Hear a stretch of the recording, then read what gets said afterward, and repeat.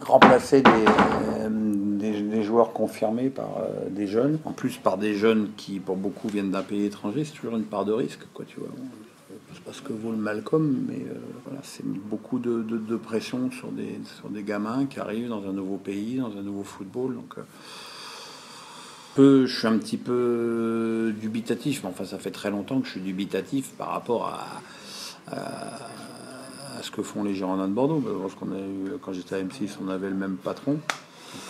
Et voilà, je ne sais pas quel est le fil conducteur, je ne sais pas trop où ils veulent en venir. Et c'est un club très étrange. Je me souviens que quand Laurent Blanc était l'entraîneur et qu'il venait quand même de faire champion, vainqueur de la Coupe de la Ligue, finaliste de la Coupe de la Ligue, quart de finaliste de la Ligue des Champions, et qui dit Marouane Chamakh s'en va et on va le remplacer faudra le remplacer par O'Haro parce que c'est le joueur qui est un petit peu dans le même registre. Et quand il dit ouais mais O'Haro c'est trop cher pour nous, bon bah voilà, le coach il a les bras qui lui en tombent. À un moment il faut savoir ce qu'on veut faire d'un club. Quand une entreprise de la dimension d'M6 investit dans un club comme Bordeaux, voilà, soit on s'offre une danseuse, on s'offre une vitrine. Dans ce cas, la danseuse, si tu lui mets pas des sabots en bois, c'est quand même mieux. Ou alors tu fais vraiment un club tourné sur la formation avec ce que ça veut dire de pas finalement très sexy sur la durée, quoi. Donc c'est ça, j'ai l'impression que ça n'a pas tranché. C'est-à-dire que Bordeaux voudrait faire beaucoup en dépensant peu. Dans le foot, ça n'existe pas.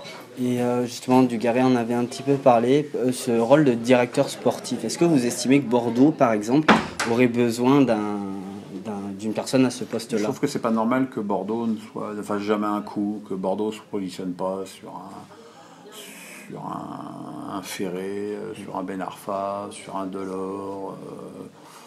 Voilà. Jamais il tente un coup, jamais il y a un joueur de D2 où on se dit aussi, il n'y a pas loi, mais encore il appartenait au club, quoi. Donc si tu veux, voilà, c'est un club dont la lisibilité sur le plan du projet sportif est assez... alors peut-être que là, dans les joueurs recrutés là, il va y avoir des bonnes pioches, peut-être qu'il y en aura une ou deux sur quatre, ce serait déjà bien. Mais bon, quand tu rentres là, l'année dernière, ils ont pris Kizoteline, c'est un bid phénoménal, et en plus, ils ont payé des sous pour ce joueur. Donc c'est le souci, c'est un club dont on a du mal. Moi, ce que j'ai vu hier, c'était quand même d'une extrême faiblesse, quoi.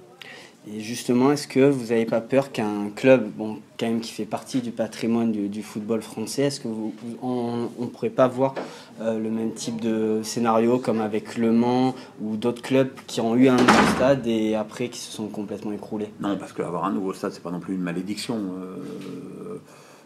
Puis bon, on peut pas comparer l'histoire des Girondins de Bordeaux avec celle du Lumuc. Donc non. Ce qu'il faudrait, c'est que voilà. Mais c'est une remarque que je pourrais faire pour Lyon, pour Marseille ou pour d'autres clubs. Il faudrait qu'il y ait des investisseurs sérieux.